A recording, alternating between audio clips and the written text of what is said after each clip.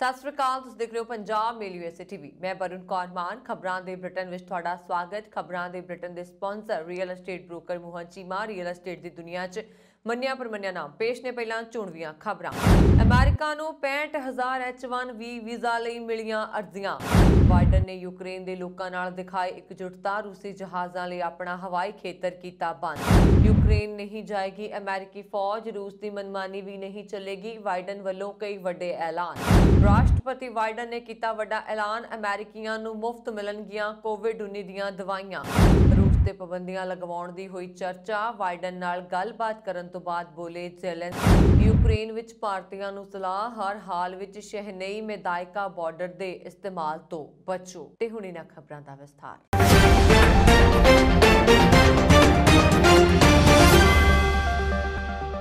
America ਦੀ ਇੱਕ ਸੰਘੀ agency ਨੇ ਦੱਸਿਆ ਕਿ ਵਿੱਤੀ ਵਰ੍ਹੇ 2022 ਲਈ ਸੰਸਦ ਵੱਲੋਂ ਤੈਅ 65,000 H-1B ਵੀਜ਼ਾ ਸੀਮਾ ਤੱਕ ਪਹੁੰਚਣ ਲਈ ਅਮਰੀਕਾ ਨੂੰ ਲੋੜੀਂਦੀ ਮਾਤਰਾ ਵਿੱਚ ਅਰਜ਼ੀਆਂ ਪ੍ਰਾਪਤ ਹੋ ਚੁੱਕੀਆਂ ਨੇ। H-1B ਵੀਜ਼ਾ ਇੱਕ ਗੈਰ ਪ੍ਰਵਾਸੀ ਵੀਜ਼ਾ ਹੈ ਜੋ ਅਮਰੀਕੀ ਕੰਪਨੀਆਂ ਨੂੰ ਟੈਕਨੋਲੋਜੀ ਦੇ ਖੇਤਰ ਵਿੱਚ ਵਿਸ਼ੇਸ਼ਤਾ ਵਾਲੇ ਵਿਸ਼ੇਸ਼ ਕੰਮਾਂ ਲਈ ਵਿਦੇਸ਼ੀ ਕਰਮਚਾਰੀਆਂ ਨੂੰ ਤਾਇਨਾਤ ਕਰਨ ਦੀ ਆਗਿਆ ਦਿੰਦਾ ਹੈ। ਟੈਕਨੋਲੋਜੀ ਕੰਪਨੀਆਂ ਭਾਰਤ ਅਤੇ ਚੀਨ ਵਰਗੇ ਦੇਸ਼ਾਂ ਤੋਂ ਹਰ ਸਾਲ ਹਜ਼ਾਰਾਂ ਕਰਮਚਾਰੀਆਂ ਦੀ ਨਿਯੁਕਤੀ ਲਈ ਇਸੇ ਵੀਜ਼ੇ ਤੇ ਨਿਰਭਰ ਰਹਿੰਦੀਆਂ ਨੇ। ਭਾਰਤ ਸਣੇ ਵਿਦੇਸ਼ੀ ਪੇਸ਼ੇਵਰਾਂ ਵਿੱਚ ਇਸ ਵਰਕ ਵੀਜ਼ਾ ਦੀ ਸਭ ਤੋਂ ਜ਼ਿਆਦਾ ਮੰਗ ਰਹਿੰਦੀ ਹੈ। ਅਮਰੀਕੀ ਸੰਸਦ ਦੇ ਹੁਕਮਾਂ ਅਨੁਸਾਰ ਅਮਰੀਕਾ ਹਰ ਸਾਲ ਜ਼ਿਆਦਾ ਤੋਂ ਜ਼ਿਆਦਾ 65,000 H-1B ਵੀਜ਼ਾ ਅਤੇ ਅਮਰੀਕੀ ਐਡਵਾਂਸਡ ਡਿਗਰੀ ਛੋਟ ਸ਼੍ਰੇਣੀਆਂ ਤਹਿਤ 20,000 ਹੋਰ H-1B ਵੀਜ਼ਾ ਜਾਰੀ ਕਰ ਸਕਦਾ ਹੈ। ਵੀਜ਼ਾ ਸੰਬੰਧੀ ਸਾਰੀਆਂ ਅਰਜ਼ੀਆਂ ਦੀ ਹਰ ਸਾਲ ਛਾਂਟੀ ਕਰਨ ਵਾਲੀ ਅਮਰੀਕੀ ਨਾਗਰਿਕਤਾ ਤੇ ਆਵਾਸ ਸੇਵਾ ਨੇ ਸੋਮਵਾਰ ਨੂੰ ਐਲਾਨ ਕੀਤਾ ਹੈ ਕਿ ਉਸ ਨੂੰ ਵਿੱਤੀ ਵਰ੍ਹੇ 2022 ਲਈ ਸੰਸਦ ਵੱਲੋਂ ਤੈਅ 65,000 ਦੀ H-1B ਨਿਯਮਿਤ ਸੀਮਾ ਤੇ ਅਮਰੀਕੀ ਐਡਵਾਂਸਡ ਡਿਗਰੀ ਛੋਟ ਤਹਿਤ 20,000 H-1B ਵੀਜ਼ਾ ਦੀ ਸੀਮਾ ਤੱਕ ਪਹੁੰਚਣ ਲਈ ਲੋੜੀਂਦੀ ਮਾਤਰਾ ਵਿੱਚ ਅਰਜ਼ੀਆਂ ਮਿਲ ਗਈਆਂ ਨੇ। ਉਸਨੇ ਦੱਸਿਆ ਕਿ ਰਜਿਸਟ੍ਰੇਸ਼ਨ ਕਰਵਾਉਣ ਵਾਲੇ ਜਿਨ੍ਹਾਂ ਬਿਨੇਕਾਰਾਂ ਦੀ ਚੋਣ ਨਹੀਂ ਕੀਤੀ ਗਈ ਹੈ ਉਹਨਾਂ ਨੂੰ ਉਹਨਾਂ ਦੇ ਆਨਲਾਈਨ ਖਾਤਿਆਂ ਰਾਹੀਂ ਇਸ ਸੰਬੰਧੀ ਸੂਚਨਾ ਦਿੱਤੀ ਜਾ ਚੁੱਕੀ ਹੈ। ਅਮਰੀਕਾ ਦੇ ਰਾਸ਼ਟਰਪਤੀ ਜੋ ਬਾਈਡਨ ਨੇ ਆਪਣੇ ਪਹਿਲੇ ਸਟੇਟ ਆਫ ਦੀ ਯੂਨੀਅਨ ਸੰਬੋਧਨ ਵਿੱਚ ਰੂਸ ਦੇ ਹਮਲੇ ਦਾ ਸਾਹਮਣਾ ਕਰਨ ਅਤੇ ਅਮਰੀਕੀ ਮਹਿੰਗਾਈ ਨੂੰ ਕੰਟਰੋਲ ਕਰਨ ਦੀ ਸਹੁੰ ਖਾਧੀ ਹੈ। ਰੂਸ ਤੇ ਯੂਕਰੇਨ ਤੇ ਹਮਲਾ ਕਰਨ ਦਰਮਿਆਨ ਬਾਈਡਨ ਦੇ ਇਸ ਭਾਸ਼ਣ ਦੀ ਮਹੱਤਤਾ ਹੋਰ ਵੱਧ ਗਈ ਹੈ। ਰਾਸ਼ਟਰਪਤੀ ਨੇ ਆਪਣੇ ਭਾਸ਼ਣ ਦੀ ਸ਼ੁਰੂਆਤ ਵੀ ਯੂਕਰੇਨ ਸੰਕਟ ਦੇ ਮੁੱਦੇ ਨਾਲ ਕੀਤੀ। ਉਹਨਾਂ ਸਦਨ ਦੇ ਚੈਂਬਰ ਵਿੱਚ ਮੌਜੂਦ ਸੰਸਦ ਮੈਂਬਰਾਂ ਨੂੰ ਕਿਹਾ ਕਿ ਉਹ ਖੜੇ ਹੋਣ ਅਤੇ ਯੂਕਰੇਨ ਦੇ ਲੋਕਾਂ ਦੇ ਜਜ਼ਬੇ ਨੂੰ ਸਲਾਮ ਕਰਨ। ਇਸ ਤੋਂ ਬਾਅਦ ਸਾਰੇ ਸੰਸਦ ਮੈਂਬਰ ਖੜੇ ਹੋ ਗਏ। ਬਾਈਡਨ ਨੇ ਕਿਹਾ, ਆਪਣੇ ਪੂਰੇ ਇਤਿਹਾਸ ਦੌਰਾਨ ਅਸੀਂ ਜੋ ਸਬਕ ਸਿੱਖਿਆ ਹੈ ਉਹ ਇਹ ਹੈ ਕਿ ਜਦੋਂ ਤਾਨਾਸ਼ਾਹ ਨੂੰ ਆਪਣੇ ਹਮਲੇ ਦੀ ਕੀਮਤ ਅਦਾ ਨਹੀਂ ਕਰਨੀ ਪੈਂਦੀ ਤਾਂ ਉਹ ਵਧੇਰੇ ਅਰਾਜਕਤਾ ਫੈਲਾਉਂਦੇ ਨੇ। ਇਸ ਦੌਰਾਨ ਬਾਈਡਨ ਨੇ ਘੋਸ਼ਣਾ ਕੀਤੀ ਹੈ ਕਿ ਅਮਰੀਕਾ ਰੂਸੀ ਜਹਾਜ਼ਾਂ ਲਈ ਆਪਣਾ ਹਵਾਈ ਖੇਤਰ ਬੰਦ ਕਰ ਰਿਹਾ ਹੈ ਅਤੇ ਕਿਹਾ ਕਿ ਹੋਰ ਦੰਡਕਾਰੀ ਉਪਾਵਾਂ ਦੇ ਨਾਲ ਚੁੱਕਿਆ ਗਿਆ ਹੈ। ਇਹ ਕਦਮ ਰੂਸ ਨੂੰ ਕਮਜ਼ੋਰ ਕਰੇਗਾ। ਕੋਵਿਡ-19 ਗਲੋਬਲ ਮਹਾਮਾਰੀ ਦੇ ਫੈਲਣ ਤੋਂ ਬਾਅਦ ਇਹ ਪਹਿਲੀ ਵਾਰ ਸੀ ਜਦੋਂ ਸੰਸਦ ਦੇ ਸਾਰੇ ਮੈਂਬਰਾਂ ਨੂੰ ਸਦਨ ਵਿੱਚ ਬੁਲਾਇਆ ਗਿਆ। ਭਾਸ਼ਣ ਤੋਂ ਪਹਿਲਾਂ MP ਬਾਲ ਡੈਮਿੰਗਜ਼ ਨੇ ਕਿਹਾ, ਮੈਨੂੰ ਲੱਗਦਾ ਹੈ ਕਿ ਇਸ ਦੇਸ਼ ਵਿੱਚ ਹਰ ਕੋਈ ਜਾਣਦਾ ਹੈ ਕਿ ਦੁਨੀਆ ਵਿੱਚ ਜੋ ਵੀ ਵਾਪਰਦਾ ਹੈ ਉਸ ਦਾ ਇੱਥੇ ਸਿੱਧਾ ਪ੍ਰਭਾਵ ਹੁੰਦਾ ਹੈ। ਇਸ ਵੇਲੇ ਦੀ ਵੱਡੀ ਖਬਰ ਹੁਣੇ ਖਬਰ ਮਿਲੀ ਹੈ। ਪ੍ਰੋਫੈਸਰ ਦਵਿੰਦਰਪਾਲ ਸਿੰਘ ਭੁੱਲਰ ਕਿਸੇ ਸਮੇਂ ਵੀ ਹੋ ਸਕਦੇ ਨੇ ਰਿਹਾ। 1996 ਤੋਂ ਜੇਲ੍ਹ 'ਚ ਨੇ ਬੰਦ। ਕੇਂਦਰ ਸਰਕਾਰ ਵੱਲੋਂ ਪਿਛਲੇ ਲੰਮੇ ਸਮੇਂ ਤੋਂ ਜੇਲ੍ਹ ਵਿੱਚ ਕੈਦ ਪ੍ਰੋਫੈਸਰ ਦਵਿੰਦਰਪਾਲ ਸਿੰਘ ਭੁੱਲਰ ਨੂੰ ਹੁਣ ਕਿਸੇ ਸਮੇਂ ਵੀ ਰਿਹਾ ਕੀਤਾ ਜਾ ਸਕਦਾ ਹੈ। ਪ੍ਰੋਫੈਸਰ ਭੁੱਲਰ 1996 ਤੋਂ ਬੰਬ ਧਮਾਕੇ ਕੇਸ ਵਿੱਚ ਜੇਲ੍ਹ ਵਿੱਚ ਬੰਦ ਨੇ। ਪਹਿਲਾਂ ਉਹਨਾਂ ਦੀ ਫਾਂਸੀ ਦੀ ਸਜ਼ਾ ਮੁਆਫ ਕੀਤੀ ਗਈ ਸੀ ਅਤੇ ਉਹਨਾਂ ਨੂੰ ਕਈ ਵਾਰ ਪੈਰੋਲ ਤੇ ਵੀ ਰਿਹਾ ਕੀਤਾ ਗਿਆ। ਪ੍ਰੋਫੈਸਰ ਭੁੱਲਰ ਦੀ ਰਿਹਾਈ ਦੀ ਸਮੇਂ-ਸਮੇਂ ਤੇ ਸਿੱਖ ਜਥੇਬੰਦੀਆਂ ਨੇ ਅਪੀਲ ਕੀਤੀ। 2019 ਚ ਭਾਰਤ ਦੀ ਕੇਂਦਰ ਸਰਕਾਰ ਨੇ ਉਹਨਾਂ ਦੀ ਰਿਹਾਈ ਦਾ ਰਾਹ ਪੱਧਰਾ ਕੀਤਾ ਸੀ, ਪਰ ਮਨਿੰਦਰਜੀਤ ਸਿੰਘ ਬਿੱਟਾ ਦੀ ਇੱਕ ਪਟੀਸ਼ਨ ਕਾਰਨ ਉਹਨਾਂ ਦੀ ਰਿਹਾਈ ਸੁਪਰੀਮ ਕੋਰਟ ਵੱਲੋਂ ਰੋਕ ਦਿੱਤੀ ਗਈ ਸੀ। ਪਿਛਲੇ ਸਮੇਂ ਦੌਰਾਨ ਦਿੱਲੀ ਅਸੈਂਬਲੀ ਵਿੱਚ ਵੀ ਇਸ ਦੀ ਰਿਹਾਈ ਬਾਰੇ ਗੱਲਬਾਤ ਚੱਲੀ ਸੀ ਅਤੇ ਇਹ ਸੁਣਨ ਵਿੱਚ ਆਇਆ ਸੀ ਕਿ ਦਿੱਲੀ ਦੀ ਕੇਜਰੀਵਾਲ ਸਰਕਾਰ ਨੇ ਪ੍ਰੋਫੈਸਰ ਭੁੱਲਰ ਦੀ ਰਿਹਾਈ ਤੇ ਕੋਈ ਅਮਲ ਨਹੀਂ ਕੀਤਾ, ਜਿਸ ਦਾ ਸਿੱਖ ਹਲਕੇ ਵਿੱਚ ਬੜਾ ਰੋਸ ਪਾਇਆ ਗਿਆ। ਪਰ ਪੰਜਾਬ ਵਿਧਾਨ ਸਭਾ ਚੋਣਾਂ ਦੌਰਾਨ ਦਿੱਲੀ ਦੇ ਮੁੱਖ ਮੰਤਰੀ ਕੇਜਰੀਵਾਲ ਅਤੇ ਆਪ ਦੇ ਪੰਜਾਬ ਪ੍ਰਧਾਨ ਭਗਵੰਤ ਮਾਨ ਨੇ ਇਹ ਸਪਸ਼ਟੀਕਰਨ ਦਿੱਤਾ ਕਿ ਇਸ ਦਾ ਦਿੱਲੀ ਅਸੈਂਬਲੀ ਨਾਲ ਕੋਈ ਵਾਸਤਾ ਨਹੀਂ ਹੈ, ਸਗੋਂ SRB ਰਾਹੀਂ ਇਹ ਕੇਸ ਪੈਂਡਿੰਗ ਹੈ। ਇਸ ਸੰਬੰਧੀ ਭਰੋਸੇਯੋਗ ਸੂਤਰਾਂ ਤੋਂ ਹੁਣ ਪਤਾ ਲੱਗਾ ਕਿ ਪ੍ਰੋਫੈਸਰ ਦਵਿੰਦਰਪਾਲ ਸਿੰਘ ਭੁੱਲਰ ਦੀ ਰਿਹਾਈ ਹੁਣ ਕਿਸੇ ਪਲ ਵੀ ਸੰਭਵ ਹੈ। ਪ੍ਰੋਫੈਸਰ ਭੁੱਲਰ ਦੇ ਅਮਰੀਕਾ ਰਹਿੰਦੇ ਭਰਾ ਤਜਿੰਦਰਪਾਲ ਸਿੰਘ ਭੁੱਲਰ ਨੇ ਪ੍ਰੋਫੈਸਰ ਭੁੱਲਰ ਦੀ ਰਿਹਾਈ ਤੇ ਖੁਸ਼ੀ ਦਾ ਪ੍ਰਗਟਾਵਾ ਕੀਤਾ ਹੈ ਅਤੇ ਸਮੂਹ ਸਿੱਖ ਜਥੇਬੰਦੀਆਂ ਦਾ ਵੀ ਤਹਿ ਦਿਲੋਂ ਧੰਨਵਾਦ ਕੀਤਾ ਹੈ। ਇੱਥੇ ਜ਼ਿਕਰਯੋਗ ਹੈ ਕਿ ਪ੍ਰੋਫੈਸਰ ਭੁੱਲਰ ਦੇ ਪਿਤਾ ਅਤੇ ਮਾਸਟਰ ਜੀ ਨੂੰ 90 ਦੇ ਦਹਾਕਿਆਂ ਦੌਰਾਨ ਪੁਲਿਸ ਮੁਕਾਬਲੇ ਬਣਾ ਕੇ ਮਾਰ ਦਿੱਤਾ ਗਿਆ ਸੀ। ਕੈਲੀਫੋਰਨੀਆ ਰਹਿੰਦੀ ਉਹਨਾਂ ਦੀ ਮਾਤਾ ਜੀ ਉਪਕਾਰ ਕੌਰ ਦਾ ਪਿਛਲੇ ਦਿਨੀ ਦੇਹਾਂਤ ਹੋ ਗਿਆ ਸੀ। ਉਹ ਅੰਤ ਸਮੇਂ ਤੱਕ ਆਪਣੇ ਪੁੱਤਰ ਦੀ ਰਿਹਾਈ ਲਈ ਪੁਕਾਰ ਕਰਦੇ ਰਹੇ। ਪ੍ਰੋਫੈਸਰ ਭੁੱਲਰ ਦੀ ਪਤਨੀ ਨਵਨੀਤ ਕੌਰ ਨੇ ਵੀ ਉਹਨਾਂ ਦੀ ਰਿਹਾਈ ਲਈ ਕਾਫੀ ਭੱਜ ਦੌੜ ਕੀਤੀ। ਅਮਰੀਕਾ ਯੂਕਰੇਨ ਉੱਤੇ ਹਮਲਾ ਕਰਨ ਵਾਲੇ ਰੂਸ ਨੂੰ ਕਿਸੇ ਵੀ ਹਾਲਾਤ ਵਿੱਚ ਬਖਸ਼ਣ ਦੇ ਮੂਡ ਵਿੱਚ ਨਹੀਂ ਹੈ। ਅਮਰੀਕੀ ਰਾਸ਼ਟਰਪਤੀ ਜੋ ਬਾਈਡਨ ਨੇ ਕਿਹਾ ਕਿ ਵਲਾਦੀਮੀਰ ਪੁਤਿਨ ਹੁਣ ਤੱਕ ਤਾਨਾਸ਼ਾਹ ਵਾਂਗ ਪੇਸ਼ ਆਏ ਨੇ ਅਤੇ ਉਹਨਾਂ ਨੂੰ ਇਸ ਦੀ ਕੀਮਤ ਚੁਕਾਉਣੀ ਪਏਗੀ। ਅਮਰੀਕੀ ਕਾਂਗਰਸ ਨੂੰ ਸੰਬੋਧਨ ਕਰਦੇ ਹੋਏ ਬਾਈਡਨ ਨੇ ਸਪਸ਼ਟ ਕੀਤਾ ਹੈ ਕਿ ਰੂਸ ਤੇ ਪਾਬੰਦੀਆਂ ਦਾ ਸਿਲਸਿਲਾ ਇੱਥੇ ਨਹੀਂ ਰੁਕੇਗਾ। ਭਵਿੱਖ ਵਿੱਚ ਵੀ ਇਸ ਦੇ ਖਿਲਾਫ ਸਖਤ ਕਦਮ ਚੁੱਕੇ ਜਾਣਗੇ ਤਾਂ ਕਿ ਰੂਸੀ ਰਾਸ਼ਟਰਪਤੀ ਨੂੰ ਆਪਣੇ ਗੁਨਾਹ ਦਾ ਅਹਿਸਾਸ ਹੋ ਸਕੇ। ਆਪਣੇ ਸੰਬੋਧਨ ਵਿੱਚ ਜੋ ਬਾਈਡਨ ਨੇ ਕਿਹਾ ਕਿ ਅਸੀਂ ਸੰਕਟ ਦੀ ਇਸ ਘੜੀ ਵਿੱਚ ਯੂਕਰੇਨ ਦੇ ਨਾਲ ਹਾਂ। ਅਸੀਂ ਰੂਸੀ ਜਹਾਜ਼ਾਂ ਲਈ ਅਮਰੀਕੀ 에ਅਰ ਸਪੇਸ ਬੰਦ ਕਰ ਦਿੱਤਾ ਹੈ। ਅਸੀਂ ਨਾਟੋ ਦੀ ਜ਼ਮੀਨ ਦੇ ਹਰ ਇੰਚ ਦੀ ਰੱਖਿਆ ਕਰਾਂਗੇ। ਉਹਨਾਂ ਨੇ ਅੱਗੇ ਕਿਹਾ ਕਿ ਜਿਸ ਤਰ੍ਹਾਂ ਰੂਸ ਯੂਕਰੇਨ ਤੇ ਹਮਲਾ ਕਰ ਰਿਹਾ ਉਹ ਵਿਸ਼ਵ ਸ਼ਾਂਤੀ ਲਈ ਖਤਰਾ ਹੈ। ਮਾਸਕੋ ਨੇ ਬਿਨਾਂ ਕਿਸੇ ਭੜਕਾਹਟ ਦੇ ਯੂਕਰੇਨ ਤੇ ਹਮਲਾ ਕੀਤਾ। ਅਮਰੀਕੀ ਰਾਸ਼ਟਰਪਤੀ ਨੇ ਕਿਹਾ ਕਿ ਵਲਾਦੀਮੀਰ ਪੁਤਿਨ ਨੇ ਸੋਚਿਆ ਕਿ ਪੱਛਮੀ ਦੇਸ਼ ਅਤੇ ਨਾਟੋ ਪ੍ਰਤੀਕਿਰਿਆ ਨਹੀਂ ਦੇਣਗੇ। ਉਹ ਯੂਰਪ ਨੂੰ ਵੰਡਣਾ ਚਾਹੁੰਦਾ ਸੀ। ਅਸੀਂ ਇਕੱਠੇ ਹਾਂ ਅਤੇ ਰਹਾਂਗੇ। ਯੂਕਰੇਨ ਨੇ ਰੂਸ ਦੇ ਝੂਠ ਦਾ ਸਾਹਮਣਾ ਸੱਚਾਈ ਨਾਲ ਕੀਤਾ। ਬਾਈਡਨ ਨੇ ਕਿਹਾ ਕਿ ਅਮਰੀਕਾ ਦੀ ਫੌਜ ਰੂਸ ਨਾਲ ਟਕਰਾਅ ਨਹੀਂ ਕਰੇਗੀ ਪਰ ਰੂਸ ਨੂੰ ਮਨਮਾਨੀ ਕਰਨ ਦੀ ਆਗਿਆ ਨਹੀਂ ਦਿੱਤੀ ਜਾਏਗੀ। ਉਹਨਾਂ ਨੇ ਇਹ ਵੀ ਕਿਹਾ ਕਿ ਰੂਸ ਤੇ ਸਖਤ ਪਾਬੰਦੀਆਂ ਲਗਾਉਣ ਦੇ ਨਾਲ ਅਸੀਂ ਯੂਕਰੇਨ ਨੂੰ $1 ਬਿਲੀਅਨ ਦੀ ਮਦਦ ਦੇਵਾਂਗੇ। ਬਾਈਡਨ ਨੇ ਸਖਤ ਲਹਿਜ਼ੇ ਵਿੱਚ ਕਿਹਾ ਕਿ ਰੂਸ ਨੇ ਦੁਨੀਆ ਦੀ ਨੀਂਹ ਹਿਲਾ ਦੇਣ ਦੀ ਕੋਸ਼ਿਸ਼ ਕੀਤੀ ਹੈ ਅਤੇ ਉਸ ਨੂੰ ਇਸ ਦੀ ਕੀਮਤ ਚੁਕਾਉਣੀ ਪਏਗੀ। ਇਹ ਜੰਗ ਲੋਕਤੰਤਰ ਬਨਾਮ ਤਾਨਾਸ਼ਾਹੀ ਦੀ ਹੈ ਅਤੇ ਤਾਨਾਸ਼ਾਹਾਂ ਨੂੰ ਹਮੇਸ਼ਾ ਇਸ ਦੀ ਕੀਮਤ ਚੁਕਾਉਣੀ ਪੈਂਦੀ ਹੈ। ਰਾਸ਼ਟਰਪਤੀ ਜੋ ਬਾਈਡਨ ਨੇ ਕਿਹਾ ਕਿ ਪੁਤਿਨ ਅੱਜ ਇੰਨੇ ਇਕੱਲੇ ਹੋ ਚੁੱਕੇ ਨੇ ਜਿੰਨਾ ਪਹਿਲਾਂ ਕਦੇ ਨਹੀਂ ਸਨ। ਅੱਜ 27 ਦੇਸ਼ ਯੂਕਰੇਨ ਦੇ ਨਾਲ ਨੇ। ਰੂਸੀ ਸਟਾਕ ਮਾਰਕੀਟ 40% ਹੇਠਾਂ ਹੈ। ਇਸ ਦਾ ਅਰਥਚਾਰਾ ਢਹਿ ਹੋ ਜਾਏਗਾ। ਬਾਈਡਨ ਨੇ ਕਿਹਾ ਕਿ ਅਮਰੀਕਾ ਯੂਰਪੀ ਸੰਘ ਦੇ ਨਾਲ ਮਿਲ ਕੇ ਕੰਮ ਕਰ ਰਿਹਾ। ਇਸ ਵਿੱਚ ਰੂਸ ਵਿੱਚ ਰਾਜ ਕਰ ਰਹੇ ਲੋਕਾਂ ਦੀਆਂ ਕਿਸ਼ਤੀਆਂ, ਉਹਨਾਂ ਦੇ ਲਗਜ਼ਰੀ ਅਪਾਰਟਮੈਂਟ, ਉਹਨਾਂ ਦੇ ਪ੍ਰਾਈਵੇਟ ਜੈਟ ਯੂਰਪੀ ਸਹਿਯੋਗੀਆਂ ਦਾ ਸਾਥ ਦੇ ਕੇ ਜ਼ਬਤ ਕੀਤੇ ਜਾ ਰਹੇ ਨੇ। ਅਮਰੀਕੀ ਰਾਸ਼ਟਰਪਤੀ ਨੇ ਕਿਹਾ ਕਿ ਜਦੋਂ ਇਸ ਸਮੇਂ ਦਾ ਇਤਿਹਾਸ ਲਿਖਿਆ ਜਾਏਗਾ ਤਾਂ ਪੁਤਿਨ ਵੱਲੋਂ ਯੂਕਰੇਨ ਤੇ ਛੇੜੀ ਗਈ ਜੰਗ ਕਰਕੇ ਰੂਸ ਨੂੰ ਕਮਜ਼ੋਰ ਅਤੇ ਬਾਕੀ ਦੁਨੀਆ ਨੂੰ ਮਜ਼ਬੂਤ ਦੱਸਿਆ ਜਾਏਗਾ। ਬਾਈਡਨ ਨੇ ਕਿਹਾ ਕਿ ਜੰਗ ਖੇਤਰ ਵਿੱਚ ਪੁਤਿਨ ਜ਼ਰੂਰ ਅੱਗੇ ਹੋਣਗੇ ਪਰ ਇਸ ਦੇ ਲਈ ਉਹਨਾਂ ਨੂੰ ਬਹੁਤ ਵੱਡੀ ਕੀਮਤ ਵੀ ਚੁਕਾਉਣੀ ਹੈ। ਕੋਰੋਨਾ ਨਾਲ ਪੂਰੀ ਦੁਨੀਆ ਜੂਝ ਰਹੀ ਹੈ। ਇਸ ਜੰਗ ਨਾਲ ਨਿਪਟਣ ਲਈ ਕੋਸ਼ਿਸ਼ਾਂ ਲਗਾਤਾਰ ਜਾਰੀ ਨੇ। ਸ਼ੁਰੂ ਤੋਂ ਹੀ ਵਾਇਰਸ ਖਿਲਾਫ ਟੀਕਾਕਰਨ ਇੱਕ ਤਕੜਾ ਹਥਿਆਰ ਰਿਹਾ। ਇਸ ਦੇ ਨਾਲ ਹੀ ਕੋਰੋਨਾ ਨਾਲ ਲੜਨ ਲਈ ਦਵਾਈਆਂ ਵੀ ਬਣ ਗਈਆਂ ਨੇ। ਇਸੇ ਤਹਿਤ ਰਾਸ਼ਟਰਪਤੀ ਜੋ ਬਾਈਡਨ ਨੇ ਮੰਗਲਵਾਰ ਨੂੰ ਇੱਕ ਵੱਡਾ ਐਲਾਨ ਕੀਤਾ। ਉਹਨਾਂ ਨੇ ਕਿਹਾ ਕਿ ਉਹਨਾਂ ਦੇ ਪ੍ਰਸ਼ਾਸਨ ਨੇ ਇੱਕ ਵੱਡੀ ਪਹਿਲ ਕੀਤੀ ਹੈ ਜੋ ਅਮਰੀਕੀਆਂ ਨੂੰ ਇੱਕ ਫਾਰਮੇਸੀ ਵਿੱਚ ਕੋਵਿਡ-19 ਲਈ ਮੁਫਤ ਗੋਲੀਆਂ ਦੇਣ ਦੀ ਆਗਿਆ ਦੇਗੀ। ਰਾਸ਼ਟਰਪਤੀ ਬਾਈਡਨ ਨੇ ਆਪਣੇ ਸਟੇਟ ਆਫ ਦਾ ਯੂਨੀਅਨ ਭਾਸ਼ਣ ਦੌਰਾਨ ਕਿਹਾ, ਅਸੀਂ ਟੈਸਟ ਟੂ ਟ੍ਰੀਟ ਸ਼ੁਰੂ ਕਰ ਰਹੇ ਹਾਂ ਤਾਂ ਕਿ ਲੋਕ ਕਿਸੇ ਵੀ ਫਾਰਮੇਸੀ ਵਿੱਚ ਪਰੀਖਣ ਕਰ ਸਕਣ। ਭਾਵੇਂ ਉਹ ਟੈਸਟ ਦੇ ਬਾਅਦ ਪੋਜ਼ਿਟਿਵ ਆਉਂਦੇ ਹਨ ਤਾਂ ਉਹ ਉਸ ਵੇਲੇ ਐਂਟੀਵਾਇਰਲ ਗੋਲੀਆਂ ਪ੍ਰਾਪਤ ਕਰ ਸਕਦੇ ਨੇ। ਰਾਸ਼ਟਰਪਤੀ ਬਾਈਡਨ ਨੇ ਕਿਹਾ ਕਿ ਸੰਯੁਕਤ ਰਾਜ ਅਮਰੀਕਾ ਨੇ ਦੁਨੀਆ ਦੇ ਕਿਸੇ ਵੀ ਦੇਸ਼ ਦੀ ਤੁਲਨਾ ਵਿੱਚ ਸਭ ਤੋਂ ਜ਼ਿਆਦਾ ਹੁਕਮ ਦਿੱਤੇ ਨੇ। ਉਹਨਾਂ ਨੇ ਕਿਹਾ ਕਿ ਫਾਈਜ਼ਰ ਨੂੰ ਇੱਕ ਜੋੜਨ ਤੋਂ ਮਾਰਚ ਵਿੱਚ US ਮਿਲੀਅਨ ਗੋਲੀਆਂ ਤੇ ਅਪ੍ਰੈਲ 'ਚ ਦੁੱਗਣੀ ਤੋਂ ਜ਼ਿਆਦਾ ਗੋਲੀਆਂ ਦੀ ਪੇਸ਼ਕਸ਼ ਕਰੇਗਾ।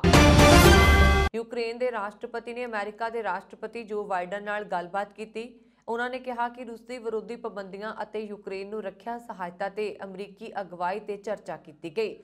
ਸਾਨੂੰ ਜਲਦ ਤੋਂ ਜਲਦ ਹਮਲਾਵਰ ਨੂੰ ਰੋਕਣਾ ਚਾਹੀਦਾ ਹੈ। ਰੂਸ ਵੱਲੋਂ ਹਮਲੇ ਕਰਕੇ ਯੂਕਰੇਨ ਵਿੱਚ ਚਾਰੇ ਪਾਸੇ ਤਬਾਹੀ ਮਚੀ ਹੋਈ ਹੈ। ਰੂਸੀ ਹਮਲੇ ਵਿੱਚ ਮੌਤ ਕਿਸ ਕਦਮ ਤੇ ਮਿਲ ਜਾਏ ਕੋਈ ਨਹੀਂ ਜਾਣਦਾ। ਅਜਿਹੇ ਵਿੱਚ ਉੱਥੇ ਫਸੇ ਭਾਰਤੀ ਵੀ ਘਬਰਾਏ ਹੋਏ ਨੇ।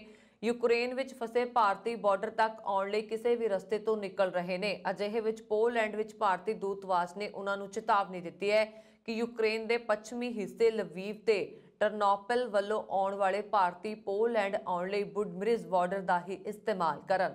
ਇਸ ਨਾਲ ਬਾਰਡਰ ਕ੍ਰਾਸ ਕਰਨ ਲਈ ਆਸਾਨੀ ਹੋਏਗੀ। ਪੋਲੈਂਡ ਵਿੱਚ ਭਾਰਤੀ ਦੂਤਵਾਸ ਨੇ ਐਡਵਾਈਜ਼ਰੀ ਜਾਰੀ ਕਰਕੇ ਕਿਹਾ ਹੈ ਕਿ ਸ਼ਹਿਨਈ ਮੈਦਾਇਕਾ ਬਾਰਡਰ ਦਾ ਇਸਤੇਮਾਲ ਨਾ ਕਰੋ। ਦੂਤਵਾਸ ਨੇ ਐਡਵਾਈਜ਼ਰੀ ਵਿੱਚ ਕਿਹਾ ਕਿ ਯੂਕਰੇਨ ਦੇ ਪੱਛਮੀ ਹਿੱਸੇ ਵਿੱਚ ਰਹਿਣ ਵਾਲੇ ਭਾਰਤੀ ਬੁਡਮਿਰਜ਼ ਬਾਰਡਰ ਦੇ ਚੈੱਕ ਪੁਆਇੰਟ ਤੇ ਐਂਟਰੀ ਕਰਨ ਕਿਉਂਕਿ ਇਸ ਤੋਂ ਪਹਿਲਾਂ ਪੋਲੈਂਡ ਵਿੱਚ ਦਾਖਲ ਹੋਣਾ ਸੌਖਾ ਹੋਏਗਾ। ਸ਼ਹਿਨਈ ਮੈਦਾਇਕਾ ਬਾਰਡਰ ਮੁਖਤਾਲਤਨ ਬਹੁਤ ਜ਼ਿਆਦਾ ਭਰਿਆ ਹੋਇਆ ਹੈ। ਉੱਥੇ ਐਂਟਰੀ ਕਰਨ ਵਿੱਚ ਮੁਸ਼ਕਲਾਂ ਦਾ ਸਾਹਮਣਾ ਕਰਨਾ ਪਏਗਾ। ਦੂਤਵਾਸ ਨੇ ਅੱਗੇ ਕਿਹਾ ਕਿ ਜੋ ਬੁਡਮਿਰਜ਼ ਚੈੱਕ ਪੁਆਇੰਟ ਤੇ ਨਹੀਂ ਆ ਪਾ ਰਹੇ ਤਾਂ ਦੱਖਣ ਵਿੱਚ ਹੰਗਰੀ ਜਾਂ ਰੋਮਾਨੀਆ ਬਾਰਡਰ ਤੋਂ ਆ ਸਕਦੇ ਨੇ। ਐਮਬੈਸੀ ਨੇ ਕਿਹਾ ਕਿ ਸ਼ਹਿਨਾਈ ਮੈਦਾਇਕਾ ਬਾਰਡਰ ਤੇ ਭਾਰੀ ਅਧਿਕਾਰੀ ਤਾਇਨਾਤ ਨੇ। ਇਹ ਅਧਿਕਾਰੀ ਯੂਕਰੇਨ ਤੋਂ ਖਾਲੀ ਹੋਏ ਭਾਰਤੀਆਂ ਦੀ ਹਰ ਤਰ੍ਹਾਂ ਮਦਦ ਕਰਨ ਲਈ ਤਿਆਰ ਨੇ। ਇਹ ਭਾਰਤੀਆਂ ਦੀ ਸੁਰੱਖਿਅਤ ਦੇਸ਼ ਵਾਪਸੀ ਨੂੰ ਰਾਹ ਸੌਖਾ ਕਰਨਗੇ। ਐਮਬੈਸੀ ਨੇ ਕਿਹਾ ਕਿ ਜਿਹੜੇ ਭਾਰਤੀ ਪੋਲੈਂਡ ਵਿੱਚ ਕਿਸੇ ਹੋਰ ਬਾਰਡਰ ਤੋਂ ਐਂਟਰੀ ਕਰ ਰਹੇ ਨੇ ਅਤੇ ਉੱਥੇ ਭਾਰਤੀ ਅਧਿਕਾਰੀ ਨਹੀਂ ਹਨ ਤਾਂ ਘਬਰਾਓ ਨਹੀਂ। ਉੱਥੇ ਰਜੇਸ਼ ਜ਼ਾਹ ਦੇ ਹੋਟਲ ਪ੍ਰਾਜ਼ਾਈਕੀ ਆਉਣ, ਉੱਥੇ ਹਰ ਤਰ੍ਹਾਂ ਦੀਆਂ ਵਿਵਸਥਾਵਾਂ ਨੇ। ਤੁਹਾਨੂੰ ਉੱਥੋਂ ਆਪਰੇਸ਼ਨ ਗੰਗਾ ਦੇ ਤਹਿਤ ਚੱਲ ਰਹੇ ਜਹਾਜ਼ਾਂ ਤੱਕ ਦੇਸ਼ ਵਾਪਸੀ ਲਈ ਭੇਜਿਆ ਜਾਏਗਾ। ਕਿਸੇ ਤਰ੍ਹਾਂ ਹੋਟਲਾਂ ਤੱਕ ਪਹੁੰਚੋ, ਉੱਥੇ ਤੁਹਾਡੇ ਲਈ ਹਰ ਤਰ੍ਹਾਂ ਦੀ ਵਿਵਸਥਾ ਹੈ। ਜੇ ਤੁਹਾਡੇ ਕੋਲ ਪੈਸੇ ਨਹੀਂ ਹਨ ਤਾਂ ਹੋਟਲ ਪਹੁੰਚਦੇ ਹੀ ਕਿਰਾਇਆ ਦੇ ਦਿੱਤਾ ਜਾਏਗਾ। ਮੰਗਲਵਾਰ ਨੂੰ ਯੂਕਰੇਨ ਤੇ ਰੂਸ ਦੇ ਹਮਲੇ ਦਾ 6ਵਾਂ ਦਿਨ ਹੈ। ਰੂਸੀ ਫੌਜ ਯੂਕਰੇਨ ਦੇ ਕਈ ਸ਼ਹਿਰਾਂ ਤੇ ਬੰਬਾਰੀ ਕਰ ਰਹੀ ਹੈ ਤੇ ਸੜਕਾਂ ਤੇ ਗੋਲਾਬਾਰੀ ਕਰ ਰਹੀ ਹੈ। ਇਸ ਦੌਰਾਨ ਯੂਕਰੇਨ ਦੇ ਰਾਸ਼ਟਰਪਤੀ ਦੇ ਸਲਾਹਕਾਰ ਨੇ ਕਿਹਾ ਕਿ ਰੂਸੀ ਬਲ ਕੀਵ ਅਤੇ ਯੂਕਰੇਨ ਦੇ ਦੂਜੇ ਸਭ ਤੋਂ ਵੱਡੇ ਉੱਤਰ ਪੂਰਬੀ ਸ਼ਹਿਰ ਖਾਰਕੀਵ ਨੂੰ ਘੇਰਨ ਦੀ ਕੋਸ਼ਿਸ਼ ਕਰ ਰਹੇ ਹਨ। ਐਰਸਟੋਵਿਚ ਨੇ ਇੱਕ ਟੈਲੀਵਿਜ਼ਨ ਬ੍ਰੀਫਿੰਗ ਵਿੱਚ ਦੱਸਿਆ ਕਿ ਰੂਸੀ ਸੈਨਿਕਾਂ ਨੇ ਰਾਤੋਂ ਰਾਤ ਕੀਵ, ਖਾਰਕਿਵ ਅਤੇ ਦੱਖਣੀ ਬੰਦਰਗਾਹ ਸ਼ਹਿਰ ਮਾਰੀਉਪੋਲ ਵਿੱਚ ਬੰਬਾਰੀ ਕੀਤੀ ਸੀ। ਜਵਾਬ ਵਿੱਚ ਯੂਕਰੇਨ ਦੀ ਫੌਜ ਨੇ ਰਾਜਧਾਨੀ ਦੇ ਆਲੇ-ਦੁਆਲੇ ਰੂਸੀ ਫੌਜੀ ਜਹਾਜ਼ਾਂ ਨੂੰ ਗੋਲੀ ਮਾਰ ਦਿੱਤੀ। ਐਰਸਟੋਵਿਚ ਨੇ ਕਿਹਾ ਕਿ ਮੌਜੂਦਾ ਸਥਿਤੀ ਕਾਬੂ ਹੇਠ ਹੈ। ਰੂਸੀ ਫੌਜ ਨੇ ਯੂਕਰੇਨ ਦੀ ਰਾਜਧਾਨੀ ਕੀਵ ਵਿੱਚ ਇੱਕ ਟੈਲੀਵਿਜ਼ਨ ਟਾਵਰ ਉੱਤੇ ਮਿਜ਼ਾਈਲੀ ਹਮਲਾ ਕੀਤਾ ਹੈ। ਘਟਨਾ ਦੇ ਵੇਰਵੇ ਦਿੰਦੇ ਹੋਏ ਯੂਕਰੇਨ ਦੇ ਗ੍ਰਹਿ ਮੰਤਰੀ ਦੇ ਸਲਾਹਕਾਰ ਐਂਟੋਨ ਨੇ ਕਿਹਾ ਕਿ ਰੂਸ ਸੰਭਾਵਤ ਤੌਰ ਤੇ ਇਸ ਦੇ ਸੰਕੇਤ ਨੂੰ ਰੋਕਣ ਦੀ ਕੋਸ਼ਿਸ਼ ਕਰ ਰਿਹਾ। ਇਸ ਦੇ ਨਾਲ ਹੀ ਖਾਰਕੀਵ ਦੇ ਰਿਹਾਇਸ਼ੀ ਇਲਾਕੇ ਤੇ ਰੂਸੀ ਹਵਾਈ ਹਮਲੇ 'ਚ 8 ਮਾਰੇ ਗਏ ਹਨ। ਚੀਨ ਨੇ ਮੰਗਲਵਾਰ ਨੂੰ ਅਮਰੀਕਾ ਨੂੰ ਚੇਤਾਵਨੀ ਦਿੱਤੀ ਹੈ ਕਿ ਜੇਕਰ ਉਸਨੇ ਤਾਇਵਾਨ ਦੀ ਸੁਤੰਤਰਤਾ ਦਾ ਸਮਰਥਨ ਜਤਾਉਣ ਦੀ ਕੋਸ਼ਿਸ਼ ਕੀਤੀ ਤਾਂ ਉਸ ਨੂੰ ਇਸ ਦੀ ਭਾਰੀ ਕੀਮਤ ਚੁਕਾਉਣੀ ਪਏਗੀ। ਯੂਕਰੇਨ ਤੇ ਰੂਸੀ ਫੌਜ ਦੀ ਤਰ੍ਹਾਂ ਸਵੈ ਸ਼ਾਸਨ ਤਾਇਵਾਨ ਤੇ ਚੀਨੀ ਹਮਲੇ ਦੇ ਖਦਸ਼ੇ ਦਰਮਿਆਨ ਅਮਰੀਕੀ ਰਾਸ਼ਟਰਪਤੀ ਜੋ ਬਾਈਡਨ ਵੱਲੋਂ ਭੇਜਿਆ ਗਿਆ ਸਾਬਕਾ ਅਮਰੀਕੀ ਰੱਖਿਆ ਅਧਿਕਾਰੀਆਂ ਦਾ ਇੱਕ ਵਫਦ ਤਾਈਪੇ ਪਹੁੰਚਿਆ ਹੈ, ਜਿਸ ਦੇ ਚੱਲਦੇ ਚੀਨ ਨੇ ਅਮਰੀਕਾ ਨੂੰ ਇਹ ਚੇਤਾਵਨੀ ਦਿੱਤੀ ਹੈ। ਤਾਇਵਾਨ ਦੀ ਮੀਡੀਆ ਦੀ ਰਿਪੋਰਟ ਮੁਤਾਬਕ ਤਾਇਵਾਨ ਦੇ ਵਿਦੇਸ਼ ਮੰਤਰੀ ਨੇ ਅਮਰੀਕੀ ਫੌਜ ਦੇ ਸਾਬਕਾ ਸੀਨੀਅਰ ਅਧਿਕਾਰੀ ਮਾਈਕ ਮੁਲੇਨ ਦੀ ਅਗਵਾਈ ਵਿੱਚ ਪਹੁੰਚੇ 5 ਮੈਂਬਰੀ ਵਫਦ ਦੀ ਅਗਵਾਈ ਕੀਤੀ ਹੈ। ਅਮਰੀਕਾ ਵੱਲੋਂ ਤਾਇਵਾਨ ਨਾਲ ਸੰਬੰਧ ਮਜ਼ਬੂਤ ਕਰਨ ਦੀ ਕੋਸ਼ਿਸ਼ ਨੇ ਬੀਜਿੰਗ ਦੀ ਚਿੰਤਾ ਵਧਾ ਦਿੱਤੀ ਹੈ। ਚੀਨ ਤਾਇਵਾਨ ਤੇ ਆਪਣਾ ਦਾਅਵਾ ਜਤਾਉਂਦਾ ਰਿਹਾ। ਹਾਲ ਦੇ ਮਹੀਨਿਆਂ 'ਚ ਚੀਨ ਲਗਾਤਾਰ ਤਾਇਵਾਨ ਦੇ ਹਵਾਈ ਰੱਖਿਆ ਖੇਤਰ ਵਿੱਚ ਆਪਣੇ ਲੜਾਕੂ ਜਹਾਜ਼ ਭੇਜਦਾ ਰਿਹਾ।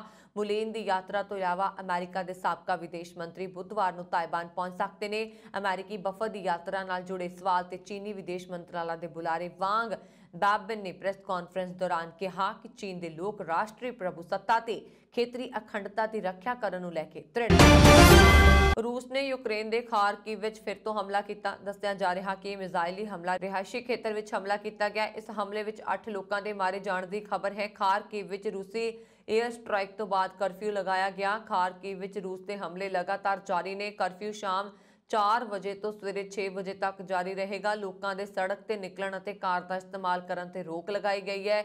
ਨਾਗਰਿਕਾਂ ਨੂੰ ਸਾਵਧਾਨ ਰਹਿਣ ਤੇ ਸਾਇਰਨ ਵੱਜਣ ਲਈ ਸ਼ੈਲਟਰ ਵਿੱਚ ਜਾਣ ਲਈ ਕਿਹਾ ਗਿਆ।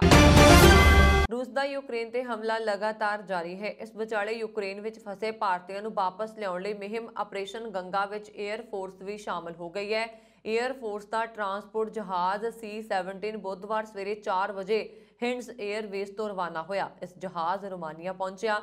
ਮੰਨਿਆ ਜਾ ਰਿਹਾ ਹੈ ਕਿ ਆਪਣੀ ਪਹਿਲੀ ਉਡਾਣ ਵਿੱਚ ਹੀ 400 ਤੋਂ ਵੱਧ ਭਾਰਤੀ ਵਿਦਿਆਰਥੀਆਂ ਨੂੰ ਇਹ ਜਹਾਜ਼ 에ਅਰਲਿਫਟ ਕਰਕੇ ਬੁੱਧਵਾਰ ਸ਼ਾਮ ਤੱਕ ਭਾਰਤ ਲਿਆ ਸਕਦਾ ਹੈ। ਇਸੇ ਵਿਚਾਲੇ ਭਾਰਤੀਆਂ ਨੂੰ ਲੈ ਕੇ ਇੱਕ ਹੋਰ ਫਲਾਈਟ ਦਿੱਲੀ ਪਹੁੰਚੀ ਹੈ। ਕੇਂਦਰੀ ਮੰਤਰੀ ਡਾਕਟਰ ਜਿਤੇਂਦਰ ਸਿੰਘ ਨੇ 에ਅਰਪੋਰਟ ਤੇ ਯਾਤਰੀਆਂ ਦਾ ਸਵਾਗਤ ਕੀਤਾ। ਦੂਜੇ ਪਾਸੇ ਆਪਰੇਸ਼ਨ ਗੰਗਾ ਦੀ ਨਿਗਰਾਨੀ ਲਈ ਰੋਮਾਨੀਆ ਦੀ ਬੁਖਾਰੇਸਟ ਪਹੁੰਚੇ ਕੇਂਦਰੀ ਮੰਤਰੀ ਜੋਤਿਰਾਦਿੱਤਿਆ ਸਿੰਧੀਆ ਨੇ ਉੱਥੇ ਉਡੀਕ ਕਰ ਰਹੇ ਭਾਰਤੀਆਂ ਨਾਲ ਗੱਲ ਕੀਤੀ ਹੈ। ਉਹ ਰੋਮਾਨੀਆ ਦੇ ਮੋਲਡੋਵਾ ਦੇ ਰਾਜਦੂਤ ਨੂੰ ਵੀ ਮਿਲੇ ਨੇ। ਸਿੰਧੀਆ ਨੇ ਦੱਸਿਆ ਕਿ ਮੋਲਡੋਵਾ ਦੀ ਬਾਰਡਰ ਵੀ ਭਾਰਤੀਆਂ ਲਈ ਖੋਲ੍ਹ ਦਿੱਤੀ ਗਈ ਹੈ। ਉੱਥੇ ਪਹੁੰਚਣ ਵਾਲੇ ਭਾਰਤੀਆਂ ਦੇ ਠਹਿਰਨ ਦਾ ਵੀ ਇੰਤਜ਼ਾਮ ਕਰ ਦਿੱਤਾ ਗਿਆ ਹੈ। ਇਸੇ ਵਿਚਾਲੇ ਪੋਲੈਂਡ ਤੋਂ ਭਾਰਤੀਆਂ ਨੂੰ ਲੈ ਕੇ ਪਹਿਲੀ ਫਲਾਈਟ ਰਵਾਨਾ ਹੋ ਗਈ ਹੈ। ਆਪਰੇਸ਼ਨ ਗੰਗਾ ਤਹਿਤ ਰਾਤ 1:30 ਵਜੇ ਯੂਕਰੇਨ ਵਿੱਚ ਫਸੇ 218 ਭਾਰਤੀਆਂ ਨੂੰ ਲੈ ਕੇ 에ਅਰ ਇੰਡੀਆ ਦੀ ਫਲਾਈਟ ਬੁਖਾਰੇਸਟ ਤੋਂ ਦਿੱਲੀ ਪਹੁੰਚੀ। ਕੇਂਦਰੀ ਮੰਤਰੀ ਅਸ਼ਵਨੀ ਨੇ ਦਿੱਲੀ 에ਅਰਪੋਰਟ ਤੇ ਵਿਦਿਆਰਥੀਆਂ ਦਾ ਸਵਾਗਤ ਕੀਤਾ।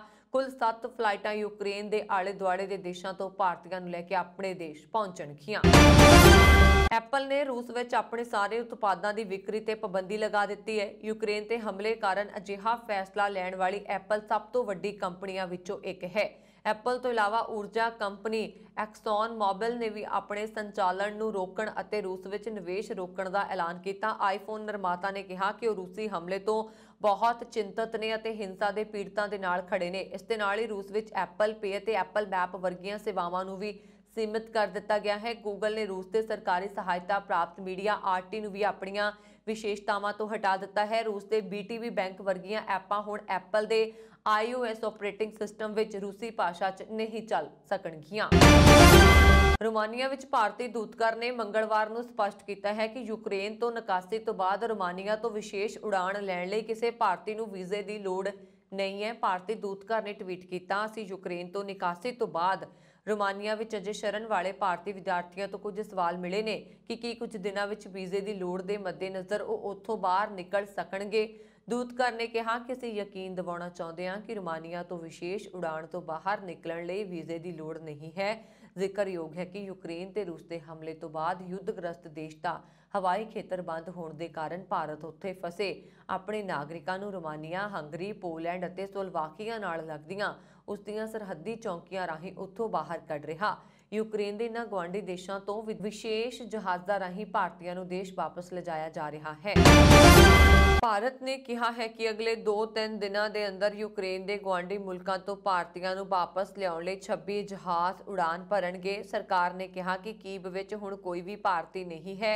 ਯੂਕਰੇਨ ਦੇ ਖਾਰਕਿਵ ਵਿੱਚ ਗੋਲਾਬਾਰੀ ਵਿੱਚ ਇੱਕ ਭਾਰਤੀ ਵਿਦਿਆਰਥੀ ਦੇ ਮਾਰੇ ਜਾਣ ਤੋਂ ਬਾਅਦ ਸਰਕਾਰ ਨੇ ਫਸੇ ਭਾਰਤੀਆਂ ਨੂੰ ਲਿਆਉਣ ਲਈ ਕਵਾਇਦ ਤੇਜ਼ ਕਰ ਦਿੱਤੀ ਹੈ। ਵਿਦੇਸ਼ ਸਕੱਤਰ ਹਰਸ਼ਵਰਧਨ ਸ਼੍ਰਿੰਗਲਾ ਨੇ ਦੱਸਿਆ ਕਿ ਉਹਨਾਂ ਵਿਦਿਆਰਥੀਆਂ ਨੂੰ ਲਿਆਉਣ ਲਈ 26 ਜਹਾਜ਼ ਭੇਜੇ ਨੇ ਜੋ ਯੂਕਰੇਨ ਤੋਂ ਸਰਹੱਦ ਪਾਰ ਕਰਕੇ ਗੁਆਂਢੀ ਦੇਸ਼ਾਂ ਵਿੱਚ ਆ ਗਏ ਨੇ। ਮੰਗਲਵਾਰ ਨੂੰ ਭਾਰਤ ਸਰਕਾਰ ਦੇ ਮੰਤਰੀਆਂ ਦੀ ਵਿਸ਼ੇਸ਼ ਬੈਠਕ ਹੋਈ ਸੀ ਜਿਸ ਵਿੱਚ ਯੂਕਰੇਨ ਸੰਕਟ ਤੇ ਚਰਚਾ ਕੀਤੀ ਗਈ। ਪ੍ਰਧਾਨ ਮੰਤਰੀ ਨਰਿੰਦਰ ਮੋਦੀ ਦੀ ਪ੍ਰਧਾਨਗੀ ਹੇਠ ਹੋਈ ਇਸ ਬੈਠਕ ਤੋਂ ਬਾਅਦ ਸ਼੍ਰਿੰਗਲਾ ਨੇ ਦੱਸਿਆ ਕਿ ਯੂਕਰੇਨ ਵਿੱਚ ਫਸੇ ਭਾਰਤੀਆਂ ਨੂੰ ਵਾਪਸ ਲਿਆਉਣ ਦੀਆਂ ਕੋਸ਼ਿਸ਼ਾਂ ਕੀਤੀਆਂ ਜਾ ਰਹੀਆਂ ਨੇ। ਆਪਰੇਸ਼ਨ ਗੰਗਾ ਅਭਿਆਨ ਤਹਿਤ 8 ਮਾਰਚ ਤੱਕ 46 ਉਡਾਣਾਂ ਉਪਲਬਧ ਹੋਣਗੀਆਂ। ਇਹਨਾਂ ਵਿੱਚੋਂ 29 ਬੁਖਾਰੇਸਟ ਤੋਂ, 10 ਬੁਡਾਪੇਸਟ ਤੋਂ, 6 ਪੋਲਿਸ਼ ਸ਼ਹਿਰ ਗਾਇਜ਼ੋ ਤੋਂ ਅਤੇ 1 ਸਲੋਵਾਕੀਆ ਤੋਂ ਉਡਾਣ ਭਰਨਗੇ। ਅਮਰੀਕਾ ਨੇ ਸੰਯੁਕਤ ਰਾਸ਼ਟਰ ਵਿੱਚ ਰੂਸੀ ਮਿਸ਼ਨ ਦੇ 12 ਮੈਂਬਰਾਂ ਨੂੰ ਜਸੂਸੀ ਵਿੱਚ ਸ਼ਾਮਲ ਖੁਫੀਆ ਅਧਿਕਾਰੀ ਹੋਣ ਦੇ ਦੋਸ਼ ਹੇਠ ਸੋਮਵਾਰ ਨੂੰ ਕੱਢਣ ਦਾ ਐਲਾਨ ਕੀਤਾ। ਉਧਰ ਰੂਸ ਨੇ ਹਮਲੇ ਨੂੰ ਵਿਰੋਧੀ ਕਾਰਵਾਈ ਕਰਾਰ ਦਿੱਤਾ ਅਤੇ ਸੰਯੁਕਤ ਰਾਸ਼ਟਰ ਹੈੱਡਕੁਆਰਟਰ ਦਾ ਮੇਜ਼ਬਾਨ ਦੇਸ਼ ਹੋਣ ਦੇ ਨਾਤੇ ਅਮਰੀਕਾ ਦੇ ਸਮਝੌਤਿਆਂ ਦੀ ਉਲੰਘਣਾ ਕਰਨ ਦੇ ਦੋਸ਼ ਲਗਾਏ ਹਨ। ਸੰਯੁਕਤ ਰਾਸ਼ਟਰ ਵਿੱਚ ਅਮਰੀਕੀ ਮਿਸ਼ਨ ਦੀ ਤਰਜਮਾਨ ਓਲੀਵੀਆ ਡੈਲਟਨ ਨੇ ਕਿਹਾ ਕਿ ਅਮਰੀਕਾ ਨੇ ਸੰਯੁਕਤ ਰਾਸ਼ਟਰ ਤੇ ਸੰਯੁਕਤ ਰਾਸ਼ਟਰ ਵਿੱਚ ਰੂਸ ਦੇ ਸਥਾਈ ਮਿਸ਼ਨ ਨੂੰ ਸੂਚਿਤ ਕਰ ਦਿੱਤਾ ਹੈ। ਅਸੀਂ ਰੂਸੀ ਮਿਸ਼ਨ ਦੇ 12 ਖੁਫੀਆ ਆਪਰੇਟਿਵਜ਼ ਜਿਨ੍ਹਾਂ ਨੇ ਅਮਰੀਕਾ ਵਿੱਚ ਮਿਲੀ ਨਾਗਰਿਕਤਾ ਦਾ ਫਾਇਦਾ ਲੈਂਦੇ ਹੋਏ ਜਸੂਸੀ ਗਤੀਵਿਧੀਆਂ 'ਚ ਸ਼ਮੂਲੀਅਤ ਕੀਤੀ ਨੂੰ ਕੱਢਣ ਦੀ ਪ੍ਰਕਿਰਿਆ ਆਰੰਭ ਕਰ ਦਿੱਤੀ ਹੈ। ਉਹਨਾਂ ਨੇ ਕਿਹਾ ਕਿ ਇਸ ਨਾਲ ਦੇਸ਼ ਦੀ ਸੁਰੱਖਿਆ ਨੂੰ ਖਤਰਾ ਪੈਦਾ ਹੋ ਸਕਦਾ ਹੈ।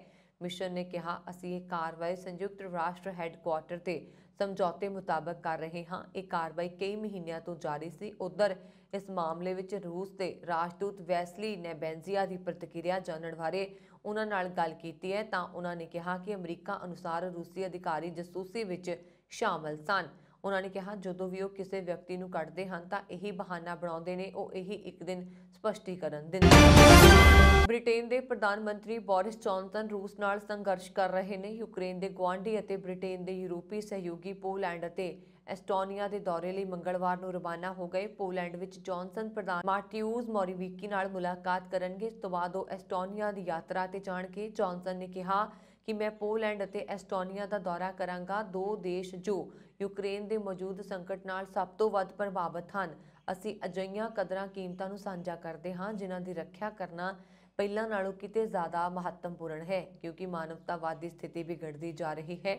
ਜੌਨਸਨ ਯੂਰਪੀ ਸੁਰੱਖਿਆ ਤੇ ਸਥਿਰਤਾ ਤੇ ਚਰਚਾ ਕਰਨ ਲਈ ਐਸਟੋਨੀਆਈ ਪ੍ਰਧਾਨ ਮੰਤਰੀ ਕਾਜਾ ਕੈਲਾਸ ਅਤੇ ਐਸਟੋਨੀਆਈ ਰਾਸ਼ਟਰਪਤੀ ਅਲਾਰ ਕਾਰਿਸ ਨਾਲ ਵੀ ਮੁਲਾਕਾਤ ਕਰਨਗੇ। ਬ੍ਰਿਟੇਨ ਦੇ ਵਿਦੇਸ਼ ਸਕੱਤਰ ਲਿਜ਼ ਟਰਸ ਦੁਆਰਾ ਸੋਮਵਾਰ ਨੂੰ ਹਾਊਸ ਆਫ ਕਾਮਨਜ਼ ਵਿੱਚ ਰੂਸ ਖਿਲਾਫ ਹੋਰ ਸਖਤ ਪਾਬੰਦੀਆਂ ਦੀ ਰੂਪਰੇਖਾ ਤਿਆਰ ਕੀਤੇ ਜਾਣ ਤੋਂ ਬਾਅਦ ਜੌਨਸਨ ਦੀ ਇਹ ਯਾਤਰਾ ਹੋ ਰਹੀ ਹੈ। ਸਟੇਟ ਅਸੈਂਬਲੀ ਵਿੱਚ ਨਿਊ ਜਰਸੀ ਸੂਬੇ ਵਿੱਚ ਜਰਸੀ ਸਿਟੀ ਦੀ ਨੁਮਾਇੰਦਗੀ ਕਰਨ ਵਾਲੇ ਇੱਕ ਭਾਰਤੀ ਅਮਰੀਕੀ ਡੈਮੋਕ੍ਰੇਟ ਰਾਜ ਮੁਖਰਜੀ ਨੇ ਐਲਾਨ ਕੀਤਾ ਹੈ ਕਿ ਉਹ ਅਗਲੇ ਸਾਲ 32ਵੇਂ ਜ਼ਿਲ੍ਹੇ ਵਿੱਚ ਰਾਜ ਦੀ ਸੈਨੇਟ ਲਈ ਚੋਣ ਲੜਨਗੇ।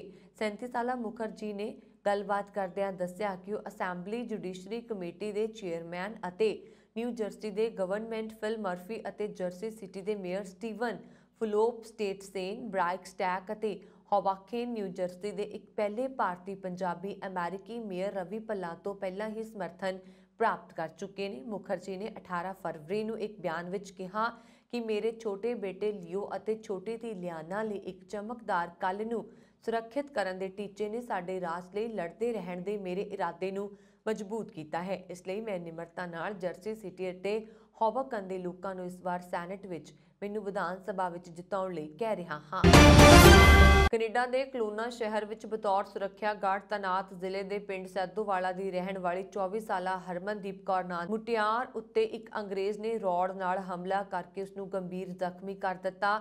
ਉਸ ਨੂੰ ਜ਼ਖਮੀ ਹਾਲਤ ਵਿੱਚ ਹਸਪਤਾਲ ਲਿਜਾਇਆ ਗਿਆ ਪਰ ਉਸ ਦੇ ਹਾਲਾਤ ਨਾਜ਼ੁਕ ਹੋਣ ਕਾਰਨ ਇਲਾਜ ਦੌਰਾਨ ਉਸ ਦੀ ਮੌਤ ਹੋ ਗਈ। ਇਹ ਲੜਕੀ 3 ਸਾਲ ਪਹਿਲਾਂ ਸਟੱਡੀ ਵੀਜ਼ਾ ਤੇ ਕੈਨੇਡਾ ਗਈ ਸੀ ਜਿਸ ਨੇ ਆਪਣੀ ਪੜ੍ਹਾਈ ਪੂਰੀ ਕਰ ਲਈ ਸੀ। ਜਾਣਕਾਰੀ ਅਨੁਸਾਰ ਜ਼ਿਲ੍ਹਾ ਕਪੂਰਥਲਾ ਦੇ ਪਿੰਡ ਸੈਦੋਵਾਲ ਦੀ ਰਹਿਣ ਵਾਲੀ ਹਰਮਨਦੀਪ ਕੌਰ 3 ਸਾਲ ਪਹਿਲਾਂ ਪੜ੍ਹਾਈ ਲਈ ਗਈ ਸੀ ਅਤੇ ਪੜ੍ਹਾਈ ਪੂਰੀ ਕਰਨ ਤੋਂ ਬਾਅਦ ਉਸ ਨੂੰ ਇੱਕ ਕੰਪਨੀ ਵਿੱਚ ਸਿਕਿਉਰਿਟੀ ਗਾਰਡ ਦੀ ਨੌਕਰੀ ਮਿਲ ਗਈ। ਹਰਮਨਦੀਪ ਕੌਰ ਸ਼ਨੀਚਰਵਾਰ ਨੂੰ ਆਪਣੀ ਡਿਊਟੀ ਤੇ ਸੀ। ਇਸ ਦੌਰਾਨ ਇੱਕ ਬਦਮਾਸ਼ ਅੰਗਰੇਜ਼ ਆਇਆ ਜਿਸ ਨੇ ਉਸ ਦੇ ਸਿਰ ਤੇ ਲੋਹੇ ਦੀ ਰਾੜ ਨਾਲ ਹਮਲਾ ਕਰ ਦਿੱਤਾ। ਅਚਾਨਕ ਹੋਏ ਹਮਲੇ 'ਚ ਹਰਮਨਦੀਪ ਕੌਰ ਪੂਰੀ ਤਰ੍ਹਾਂ ਜ਼ਖਮੀ ਹੋ ਗਈ। ਉਸ ਨੂੰ ਤੁਰੰਤ ਇਲਾਜ ਲਈ ਨਜ਼ਦੀਕੀ ਹਸਪਤਾਲ ਕੋਨਾਲ ਵਿਖੇ ਦਾਖਲ ਕਰਵਾਇਆ ਗਿਆ ਪਰ ਸਿਰ ਤੇ ਗੰਭੀਰ ਸੱਟ ਲੱਗਣ ਕਾਰਨ ਇਲਾਜ ਦੌਰਾਨ ਉਸ ਦੀ ਮੌਤ ਹੋ ਗਈ। ਮ੍ਰਿਤਕ ਸਿਕਿਉਰਿਟੀ ਗਾਰਡ ਲੜਕੀ ਦੇ ਪਰਿਵਾਰਕ ਮੈਂਬਰ ਸਲਿੰਦਰ ਸਿੰਘ ਨੇ ਦੱਸਿਆ ਕਿ ਹਰਮਨਦੀਪ ਕੌਰ ਨੇ 2-3 ਮਹੀਨੇ ਪਹਿਲਾਂ ਹੀ ਕੈਨੇਡਾ ਦੀ PR ਮਿਲੀ ਸੀ। 4 ਮਾਰਚ ਨੂੰ ਉਸ ਦੇ ਪਿਤਾ ਬਲਜੀਤ ਸਿੰਘ ਤੇ ਮਾਤਾ ਦੋਵੇਂ ਮਿਲਣ ਕੈਨੇਡਾ ਜਾ ਰਹੇ ਸਨ ਪਰ ਮੰਗਲਵਾਰ ਨੂੰ ਉਹਨਾਂ ਨੂੰ ਫੋਨ ਆਇਆ ਕਿ ਉਹਨਾਂ ਦੀ ਧੀ ਦੀ ਅੰਗਰੇਜ਼ ਵੱਲੋਂ ਕੀਤੇ ਗਏ ਹਮਲੇ 'ਚ ਮੌਤ ਹੋ ਗਈ ਹੈ। ਯੂਕਰੇਨ ਦੇ ਸ਼ਰਨਾਰਥੀ ਇਟਲੀ ਵਿੱਚ ਆਉਣੇ ਸ਼ੁਰੂ ਹੋ ਗਏ ਨੇ। ਇਹਨਾਂ ਵਿੱਚ ਜ਼ਿਆਦਾਤਰ ਔਰਤਾਂ, ਬੱਚੇ ਅਤੇ ਬਜ਼ੁਰਗ ਹਨ। ਰੂਸ ਵੱਲੋਂ ਹਮਲਾ ਕਰਨ ਤੋਂ ਬਾਅਦ ਪਿਛਲੇ ਹਫ਼ਤੇ ਤੋਂ ਹੀ ਲੋਕ ਯੂਕਰੇਨ ਛੱਡਣ ਅਤੇ ਹੋਰਨਾਂ ਦੇਸ਼ਾਂ ਵੱਲ ਜਾਣੇ ਸ਼ੁਰੂ ਹੋ ਗਏ ਨੇ। ਇਹ ਲੋਕ ਇਮੇਲੀਆ ਰੋਮਾਨਾ, ਤਰਨਾਤੋ, ਵਿਨਤੋ ਅਤੇ ਫੋਰਲੀ ਵੈਨੇਸ਼ੀਆ, ਜੂਲੀਆ ਅਤੇ ਸ਼ਰਨਾਰਥੀਆਂ ਵੱਲੋਂ ਰਜਿਸਟਰਡ ਕੀਤੇ ਗਏ ਹਨ। ਸੋਮਵਾਰ 50 ਲੋਕਾਂ ਨਾਲ ਭਰੀ ਬੱਸ ਇਟਲੀ ਦੇ ਸ਼ਹਿਰ ਤਰਿਸਤੇ ਪਹੁੰਚੀ ਹੈ। ਇਹ ਸ਼ਰਨਾਰਥੀ ਇਟਲੀ ਵਿੱਚ ਦੋਸਤਾਂ, ਰਿਸ਼ਤੇਦਾਰਾਂ ਅਤੇ ਜਾਣ ਪਛਾਣ ਵਾਲਿਆਂ ਨਾਲ ਰਹਿਣ ਲਈ ਪੁੱਜੇ ਨੇ। ਜ਼ਿਆਦਾਤਰ ਉੱਤਰ ਵਿੱਚ ਮਿਲਾਨ, ਬਰੇਸ਼ੀਆ ਅਤੇ ਵਿਚੈਂਜ਼ਾ ਜਾ ਰਹੇ ਹਨ ਜਦਕਿ ਕੁਝ ਰੋਮ ਵੱਲ ਜਾ ਰਹੇ ਸਨ। ਇੱਕ ਹੋਰ ਬੱਸ 40 ਦੇ ਕਰੀਬ ਔਰਤਾਂ ਤੇ ਉਹਨਾਂ ਦੇ ਬੱਚਿਆਂ ਸਮੇਤ ਵਿਚੈਂਜ਼ਾ ਵਿਖੇ ਪਹੁੰਚੀ ਹੈ। ਇਹਨਾਂ ਨਾਲ ਇੱਕ 9 ਮਹੀਨੇ ਦਾ ਬੱਚਾ ਵੀ ਸੀ। ਇਟਲੀ ਦੀ ਗ੍ਰਹਿ ਮੰਤਰੀ ਲੂਸੀਆਨਾ ਨੇ ਕਿਹਾ ਹੈ ਕਿ ਏਕਾ ਹਮੇਸ਼ਾ ਸਾਡੇ ਯੂਰੋਪੀਅਨ ਏਜੰਡੇ ਦਾ ਇੱਕ ਨਿਸ਼ਚਿਤ ਬਿੰਦੂ ਰਿਹਾ ਹੈ ਤੇ ਪੀੜਤ ਲੋਕਾਂ ਦੀ ਸਹਾਇਤਾ ਲਈ ਸਾਡੀ ਸਰਕਾਰ ਹਮੇਸ਼ਾ ਅੱਗੇ ਆਈ ਹੈ। ਇਹ ਸਨ ਹੁਣ ਤੱਕ ਦੀਆਂ ਖਬਰਾਂ। ਮੈਨੂੰ ਵਰੁਣ ਕੌਰ ਮਾਨੂ ਦੀ ਆਗਿਆ। ਹੋਰ ਖਬਰਾਂ ਦੇ ਲਈ ਸਾਡਾ YouTube ਚੈਨਲ ਪੰਜਾਬ ਮੇਲ USA TV ਜ਼ਰੂਰ ਸਬਸਕ੍ਰਾਈਬ ਕਰੋ। ਸਤਿ ਸ਼੍ਰੀ ਅਕਾਲ।